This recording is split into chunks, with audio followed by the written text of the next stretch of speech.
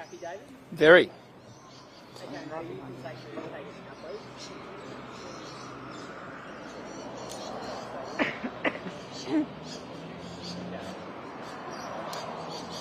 Good morning, everybody, and welcome to our 34th Queensland Health Crisis Town Hall from Mareeba. When Ros and I began doing these Queensland Health Crisis Town Hall meetings, we said that we were going to take them to every part of Queensland, and we have done that. And we've done that because we are determined to shine a light on a broken system. We're determined to listen to Queenslanders. We're determined to take their fight to the floor of Parliament. And by doing so, we've been able to get wins for everyday people. And that is really satisfying.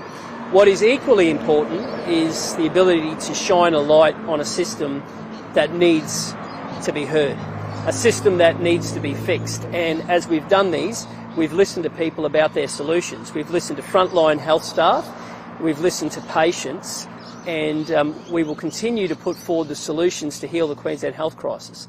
Better resources, better triaging, sharing data in real time, and above all, putting doctors and nurses back in charge. Figures out today show why these meetings are so very important. Queensland Health is in crisis. It was in crisis long before COVID. And for the government to continue to make excuses rather than listen to the solutions and acknowledge that the system is under so much pressure is deeply disappointing. Figures out today show that nearly 18,000 Queenslanders spent more than 24 hours in an emergency department in the last year. That's more than a day. Imagine how that makes someone feel, having to spend more than a day in an emergency department. And when you speak with frontline clinicians, they tell you about how that process means that the healing and the rehabilitation for someone is so much more difficult. That is unacceptable. To have nearly 18,000 Queenslanders spending more than a day in an ED shows how far the system has fallen. In 2015, it wasn't even 4,000 Queenslanders. There was a time when somebody spent more than 24 hours in an ED, it was a big deal, and there were questions asked. It's now becoming business as usual under the state government, and the frontline staff have had enough. They're the ones reaching out to us asking for help. They want to heal Queenslanders. They want to be there to have proper resources, and to see that number of people waiting for treatment shows how broken the system is. We will continue to put solutions on the table. We will continue to stick up for those frontline staff. We will continue to go into bat for Queensland patients because the system is broken and the state government is refusing to admit that Queensland Health is in crisis. Ros. Thank you, David. Ros Bates, Shadow Minister for Health and Ambulance Services and registered nurse. Well, Queensland Health was in crisis long before COVID, and Queenslanders deserve a world-class health system no matter where they live. Shannon Fentiman is the most untrustworthy health minister that we have seen under the Palaszczuk Labor government. Shannon Fentiman is too busy about how things look, not how things are. You cannot believe a word that comes out of that minister's mouth. For her to say today that she was thrilled that tens of thousands of Queenslanders are languishing on an elective surgery waiting list is appalling. I am sure that those tens of thousands of patients who are waiting in agony, in pain, who are frightened, who might be losing their sight, who might be losing their hearing, who might be developing bowel cancer will not be thrilled that Shannon Fentiman is thrilled. Tens of thousands of Queenslanders aren't thrilled that they have to wait for an ambulance to get to them in their hour of need. Tens of thousands of Queenslanders are not happy with Shannon Fentiman saying that it's okay to wait more than 24 hours to spend more than 24 hours in a ED department for treatment. Slippery Shannon cannot be trusted. She is untrustworthy. So instead of fixing the data, the minister needs to admit that Queensland Health is in crisis and she needs to fix the system. Shannon Fentiman has got form. As the Minister for Child Safety, she was the minister who washed the data to make it out that child safety was better than what it was. She is also the minister who said that they were just numbers on a spreadsheet, just like she said with patients here in Queensland. Well, my hard-working colleagues, my nurses, doctors and paramedics don't see them as patients on a spreadsheet.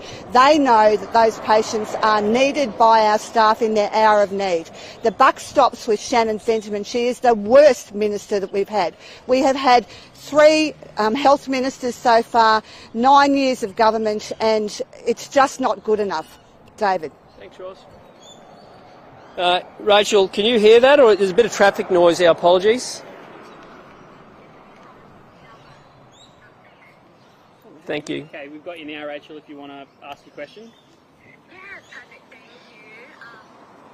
I was just wondering, the government said in regards to the ED wait time, you guys are saying 2.4, but they're saying it's 2.23 people presenting to ED, but that's not including, you guys are including the COVID fever clinics, is that right? I'll get Roz to make some specific remarks about the figures, but I'll make this point.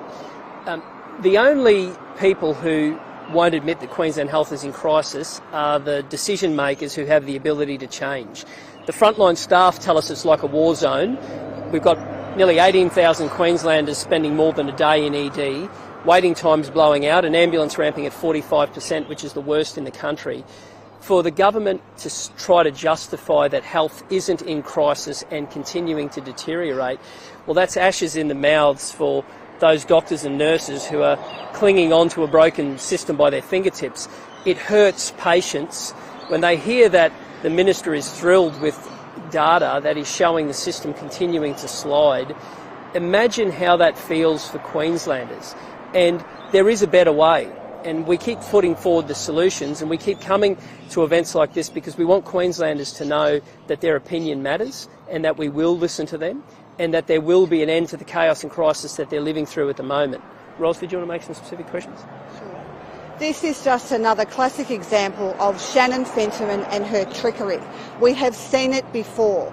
We know that they have included the fever clinic patients in the ED stats before. If it was good enough before, why is it now being changed? Is it to make Shannon Fentiman look better? Because we know what Shannon Fentiman's been doing. She's been fluffing around the state, taking portrait photos in soft mode with patients and newborn babies. That will not fix the Queensland health crisis. And lying to Queenslanders will not fix the Queensland health crisis. This minister has form. She is untrustworthy.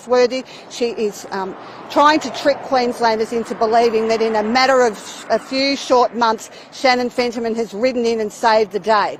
This is 9 years of Queensland health crisis under 3 different health ministers. Nothing has changed under Shannon Fentiman except she's busy washing data and making it look better for herself, just like she did in child safety. Thank you. And just a couple of questions for David on housing. Sure. What's your assessment of how effective the government's housing investment fund has been? And on Stephen Miles and his comments in relation to airport restrictions, the Greens are not a party of the environment, they're a party of wealthy inner city elites. Do you agree with him? How have we reached the point where the government of the day in Queensland is now name-calling residents? And I don't think it's going to wash with any Queenslanders when you have a state government pitting one Queenslander against another. That's not the Queensland we all love. And to see the state government so desperate to resort to name-calling to try and somehow get a political win, well, I'm not going to have any part in that. So on the housing front, it's been nearly 12 months since the government finally admitted that housing is a state government responsibility and that the crisis rests at their feet. Well, things haven't got better in the last 12 months. If anything, they're continuing to deteriorate.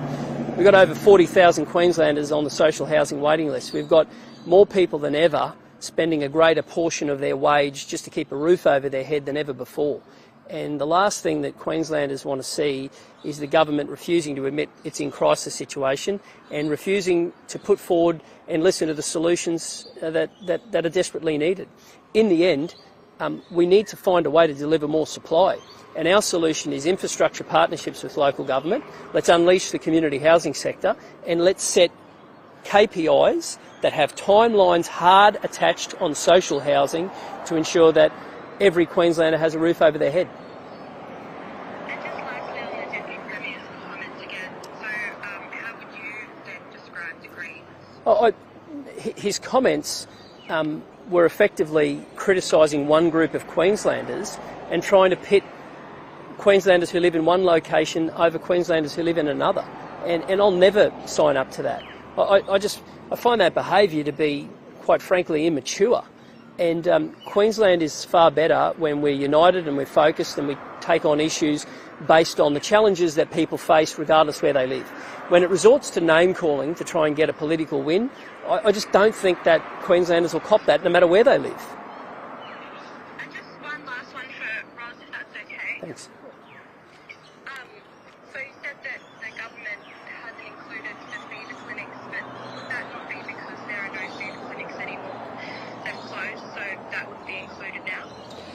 Look, certainly we know that the number of presentations into EDs across the state has reduced. The government's own figures show that.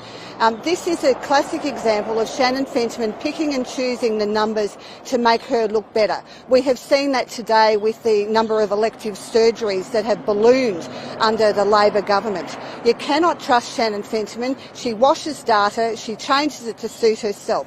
Shannon Fentiman should, instead of fixing the data to make herself look better, she should admit that Queensland Health is in crisis and fix the Queensland health crisis. Thanks. Thank you, everyone. Thank you. Thanks, Rachel.